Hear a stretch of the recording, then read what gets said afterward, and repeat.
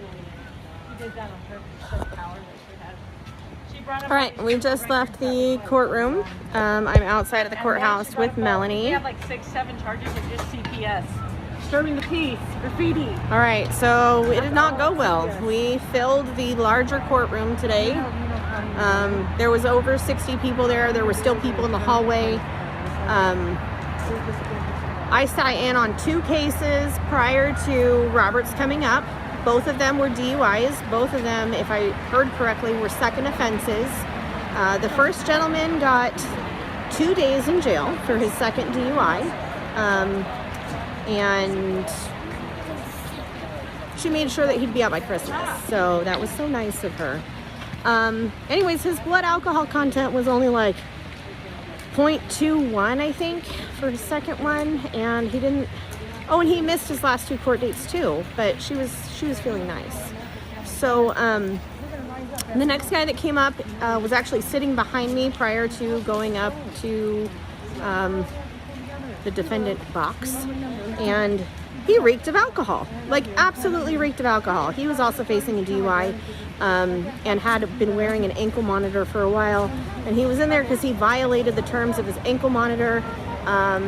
But he's trying to get better, even though he smells of alcohol so bad I can smell him 2 rows away.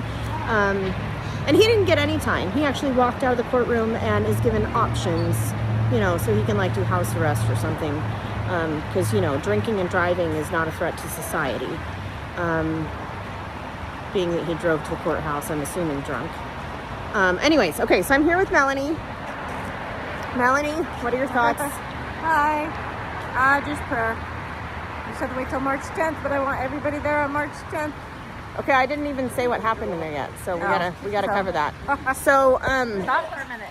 All right, so we'll meet you there, sorry. Mama. All right, my arm's not very long. I'm sorry. So Sorry, I had to get right before court started, the judge.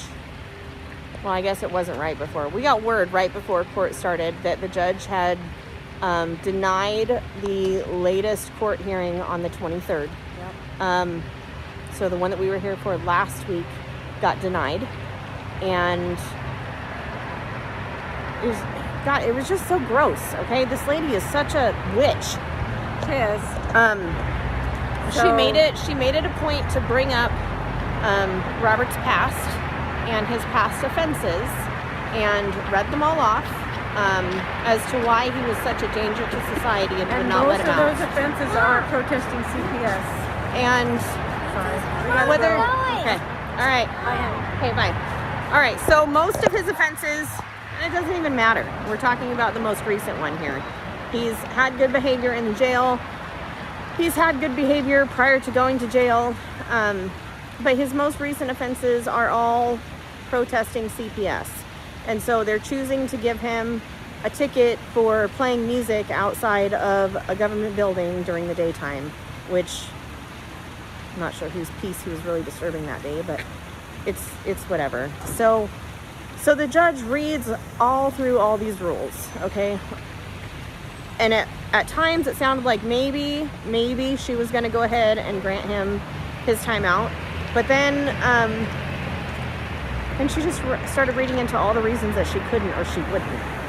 And at the very end is the most disturbing and disgusting part. So we have a courtroom packed full of Robert supporters.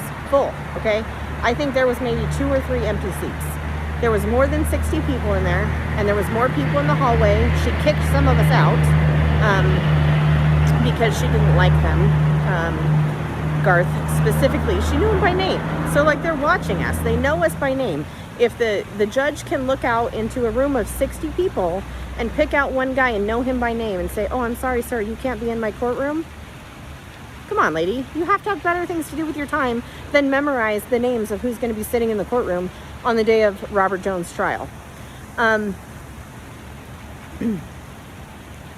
So anyways, at the end, after she says she's denying his ability to get out early and that he's going to serve his remaining time until March 10th, she turns to the audience and she says, "I just want to thank everybody for being here, and thank you for being peaceful and respectful of the court."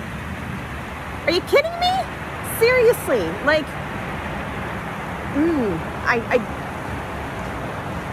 Respectful? Yeah, we were quiet. We were really quiet.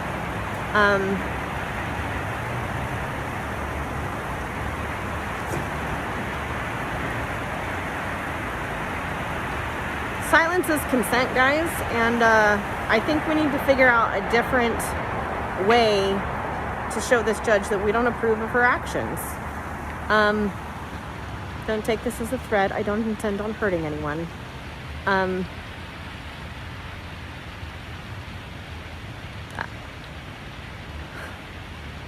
Any one of us could be the next one to be held in there for some stupid crime. I mean, she basically sent a message loud and clear to law enforcement. Like, anyone that's a member of this peer group that comes into my courtroom,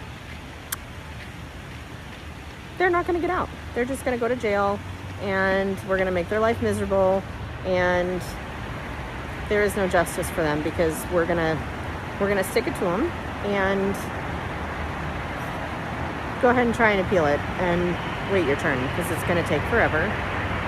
And that's how they're trying to break us. And we absolutely, guys, are living in a completely communistic state.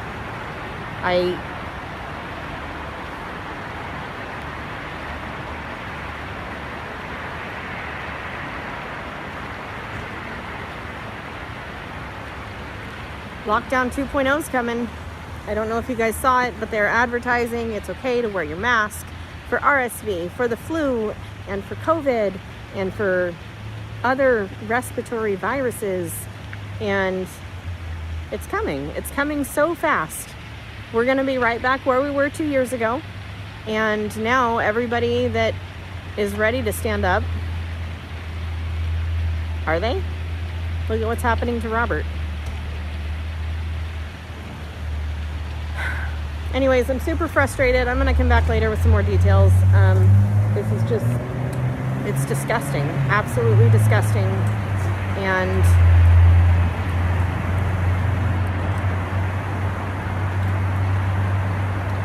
anyways, I'll be back later and write Robert a letter. He needs some support right now. I can't imagine what's going through his mind, knowing he's not going to get to see his kids for Christmas.